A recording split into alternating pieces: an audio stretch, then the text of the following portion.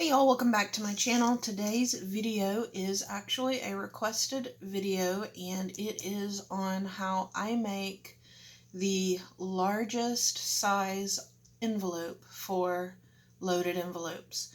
So what you need is your paper trimmer, you need your envelope punch board, and you'll need the larger punch board or the 1-2-3 board, and you need a 12 by 12 sheet of paper.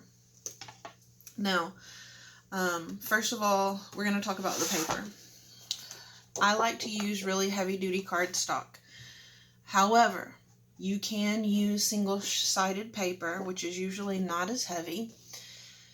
The only problem with using single-sided paper is obviously the inside of your envelope would be white. You can either freehand cut and insert to match, which is what I have done recently, or if you have a collection you really like and your double-sided sheets of paper usually coordinate. I'm not as crazy about this side as I am the florals, but just for the sake of the video, we're going to make one today. So you're going to cut your piece of paper down, your 12 by 12. You're going to cut it down to 11.5 on either side, okay? Now for your envelope punch board, I struggle with the grid here, so I literally have to use a flashlight to make sure I have my measurements correct. So it's 11.5 by 11.5, and you're going to score at 4 7/8. That will give you roughly a 6 by 8.5 envelope, okay? So 4 7/8 is where our score line is going to be. Now, obviously, this is not conducive to a 12 by 12 sheet of paper, unfortunately, because you'll see me when I do it, this score line does not reach the end of the paper. That's the only flaw to the envelope punch board, personally, that I don't care for. So you just kind of have to make it work. So we are going to place our paper in at, what did we say? 4 7/8, which is right here. And then you begin scoring. I would be very firm with it so that you get a decent line, and then you can kind of judge where you're getting towards the end here, but don't let your bone folder just fall off the paper like this. You know, and I know we've all done that, but I stop short of that, just making sure I've got a good score line.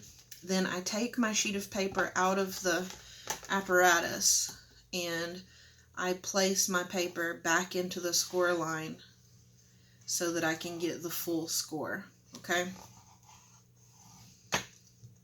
So that's one side down.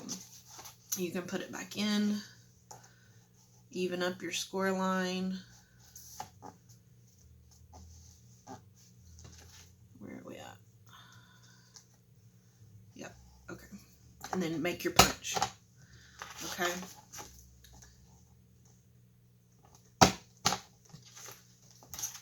And then you're going to flip your paper. Now you're not going to worry about this 4 7/8 business anymore. You are going to line up this little doohickey here at the top of the punch on that square line that you just made, as close on top of it as you can get. And then you're going to score again, and this time on this side it will reach the paper, okay? You just flip it again, line it up, not worrying about your measurements anymore.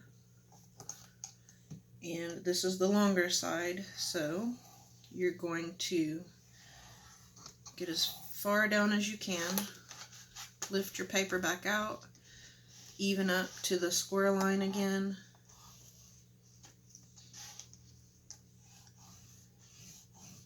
and get your score. Now put it back in to do your punch.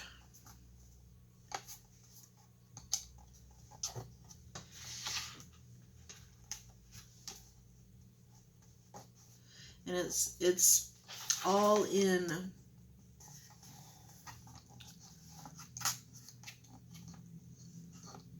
how you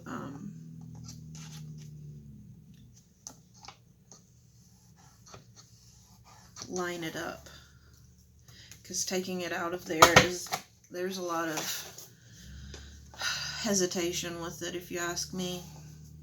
I wish they would make a punch board that would allow you to score the entire sheet of 12 by 12, but this is basically what you're going to end up with. And then you can see your square lines on the back. And so you just want to fold those.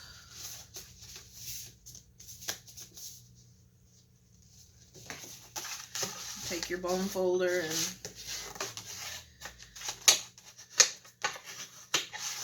crease it down. Oh, this one didn't come out right. So you could use this either way, right? You could make a taller one. I don't like that as much, but you want to do it long ways. Excuse me. And as far as adhesive, you can use wet adhesive. I usually use double-sided tape on my tabs. And the other thing you can do is put your tabs in that way. It doesn't seem like mine is cutting. It might be. I don't know how often these get dull. Sorry, I've got the hiccups. Do your little edges, and there you have your little envelope. And this is the largest size you can make with the punch board. So again, just be mindful that you don't let your paper fall off the edge and your bone folder slide off. Raise your paper up, line yourself back up. Once you get going and you do it more often, it'll be easier just to flip the paper up, continue your crease, and go about your day. So I hope this video was super helpful to my friend who requested it.